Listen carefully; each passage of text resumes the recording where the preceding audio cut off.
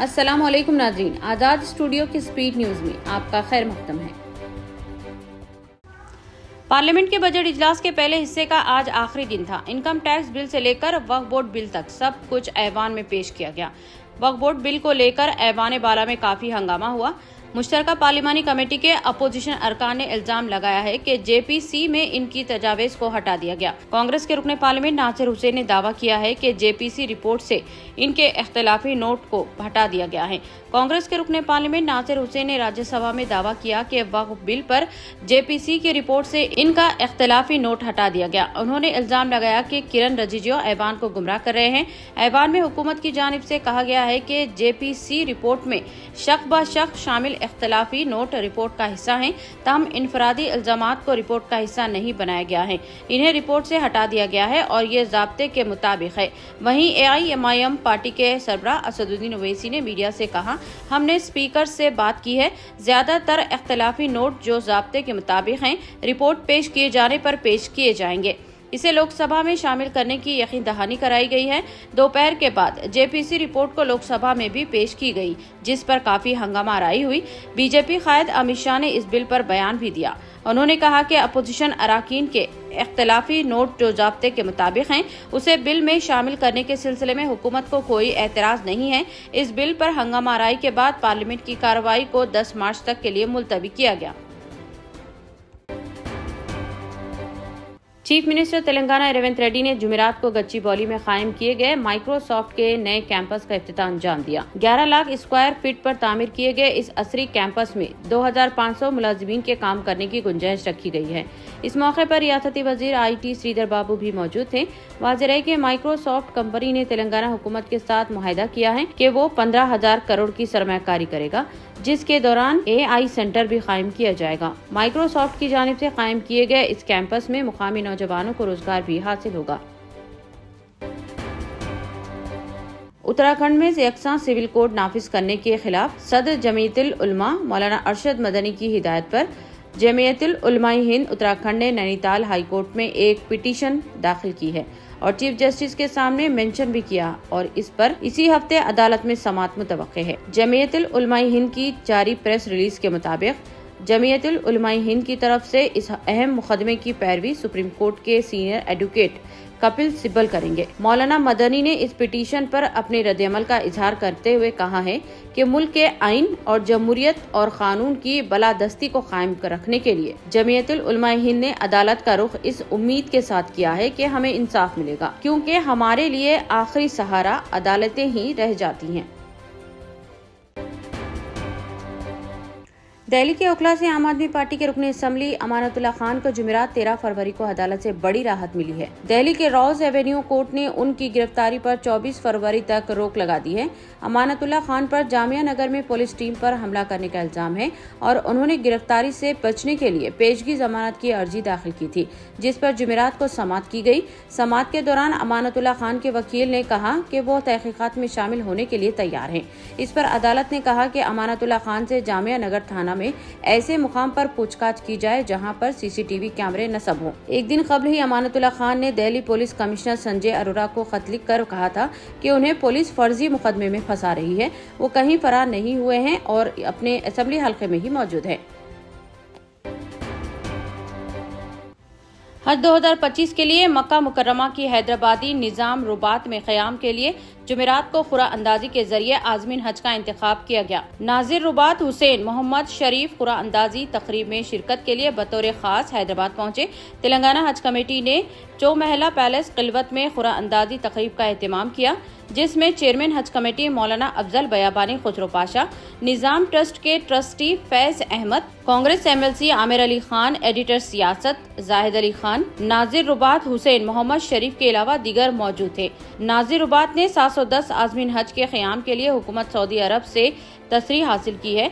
साबिक निजाम स्टेट के 45 अजला के आज़मीन हज के कवर नंबर्स को खुरा अंदाजी में शामिल किया गया, जिनका ताल्लुक तेलंगाना, महाराष्ट्र और कर्नाटक से है। खुरा के बाद कवर्स की फाइनल लिस्ट जारी की गई।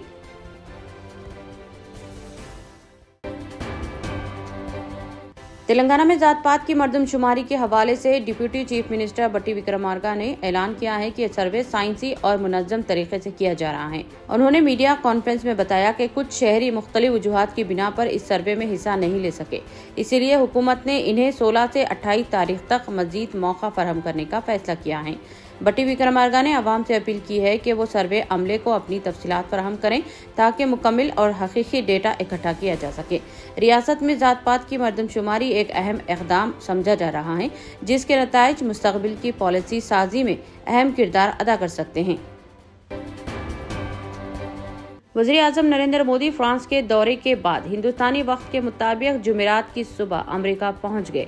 अमेरिका पहुंचने के बाद वज़ीर-ए-आज़म मोदी का वाशिंगटन डीसी एयरपोर्ट पर शानदार इस्तकबाल किया गया। बिलेयर्स हाउस में जहां वज़ीर-ए-आज़म क़याम कर रहे हैं, एनआरआईज़ ने भी उनका पुरतपाक इस्तकबाल किया। बिलेयर्स हाउस में मुख्तसर क़याम के बाद वज़ीर-ए-आज़म मोदी ने अमेरिकी इंटेलिजेंस डायरेक्टर तुलसी गब्बार्ड से मुलाकात की, जो इस दौरे का एक अहम हिस्सा था। तेलंगाना में डिजिटल इनकलाब की सिमत अहम पेशकदमी करते हुए 93 लाख घरों को डिजिटल कनेक्टिविटी फराहम करने का फैसला किया गया है। रियासती वजीर इंफॉर्मेशन टेक्नोलॉजी डी श्रीधर बाबू से सेक्रेटेरिएट में वर्ल्ड बैंक के अहदेदारों ने मुलाकात की और टी फाइबर मंसूबे पर तबादले ख्याल किया। टी फाइबर मंसूबे के तहत हुकूमत हर घर को हाई स्पीड इंटरनेट से मरबूत करना चाहती है। पायलट प्रोजेक्ट के तहत 24 देहातों को पहले ही डिजिटल तौर पर मरबूत किया जा चुका है। मंसूबे पर अमलवारी का जायजा लेने के लिए वर्ल्ड बैंक के आला सतही वफद ने श्रीधर बाबू से मुलाकात की। तेलंगाना हाई कोर्ट की 2 रुकनी बेंच ने सीईओ वक्फ बोर्ड असदुल्ला के सिलसिले में सिंगल बेंच की जानिब से दिए गए फैसले को मुअत्तल कर दिया और मोहम्मद असदुल्ला को सीईओ वक्फ बोर्ड के ओहदे पर बरकरार रखा है। वाज़ेह है कि तौहीन अदालत के मामले में सिंगल बेंच ने असदुल्ला के खिलाफ फैसला दिया था और सीईओ के ओहदे पर उनकी बरकरारी के खिलाफ फैसला दिया था। 2 रुकनी डिवीजन बेंच ने बहस सुनने के बाद कहा है कि इस मामले में लिया गया फैसले पर वो रोक लगाते हैं और अगली सुनवाई को 4 हफ्तों के लिए मुलतवी कर दिया। तेलुगु रियासतों में बर्ड फ्लू के वाक़यात में बेतहाशा इजाफा होने के बाद तेलंगाना हुकूमत ने अलर्ट जारी किया है और अवाम को चिकन के इस्तेमाल से मुहतात रहने का मशवरा दिया। तेलंगाना की सरहदों पर 24 पुलिस आउटपोस्ट कायम करते हुए आंध्र प्रदेश के अलावा पड़ोसी रियासतों से तेलंगाना को पहुंचने वाले चिकन की गाड़ियों को वापस कर दिया जा रहा है। बर्ड फ्लू के वाक़यात में इजाफा होने के बाद लोग चिकन खरीदने में एहतियात कर रहे हैं, जिसकी वजह से चिकन की कीमत में नुमाया कमी आई है। नारायणगुड़ा में एक जोड़ा जो मुलाजिम के तौर पर काम करता था, अपने आजर के घर से 2 करोड़ रुपए से जायद मालियत का सामान चोरी करके फरार हो गया। घर का मालिक, जो इस वक्त दुबई में रिहाइश पजीर है, उसने बताया कि उसके घर में काम करने वाले एक मियाँ बीवी ने उसके जेवरात, हीरों के जेवर और दीगर कीमती सामान चोरी कर लिया। ये जोड़ा रियासत बिहार से ताल्लुक रखता है और इस पर चोरी का इल्जाम है। नारायणगुड़ा पुलिस स्टेशन में शिकायत दर्ज कर ली गई है और तहकीकात का आगाज कर दिया गया है। ये वाकया एक सबक है ऐसे एनआरआईज़ के लिए जो मुलाजिमों के भरोसे अपना मकान छोड़कर खलीजी ममालिक या फिर दीगर बैरूनी ममालिक में रहते हैं। जम्मू कश्मीर और लद्दाख की हाई कोर्ट ने एक अहम फैसला सुनाते हुए कहा है कि किसी शख्स को सिर्फ खानदान के किसी फर्द के अस्करियत पसंदी में मुलविस होने की बुनियाद पर पासपोर्ट से इनकार नहीं किया जा सकता। जम्मू कश्मीर की बड़ी सियासी जमातों ने इस फैसले का खैर मकदम किया है। अदालत की जानिब से ये फैसला 29 साल ग्रेजुएट मोहम्मद आमिर मलिक की जानिब से दायर की गई एक दरख्वास्त के जवाब में आया, जिन्हें उनके भाई के अस्करी पस मंजर और उनके वालिद के मुबैना किरदार की वजह से पासपोर्ट देने से इनकार कर दिया गया था। इनकम टैक्स से इस्तिस्ना हासिल करने के लिए ज्यादातर मुलाजमीन मकान का किराया अदा करने, बच्चों की स्कूल फीस अदा करने या उनके पास हाउस लोन और इंश्योरेंस होने का दावा करते हैं, मगर चंद इंफॉर्मेशन टेक्नोलॉजी कंपनीज के मुलाजमीन सियासी जमातों को चंदा देने का दावा करते हुए इनकम टैक्स की बड़ी छूट हासिल की है। गैर रजिस्टर्ड गुमनाम पार्टियों के कायदीन से कमीशन की बातचीत करते हुए इन्हें चंदा दिया और फिर अपनी रकम वापस ले ली। इनकम टैक्स अहदेदारों की तहकीकात में इस स्कैंडल का पर्दाफाश हुआ है। आईटी रिटर्न्स की जांच करने वाले अहदेदारों ने 36 कंपनियों के कई आईटी मुलाजमीन की जानिब से 110 करोड़ रुपए की इनकम टैक्स चोरी करने की निशानदेही की है।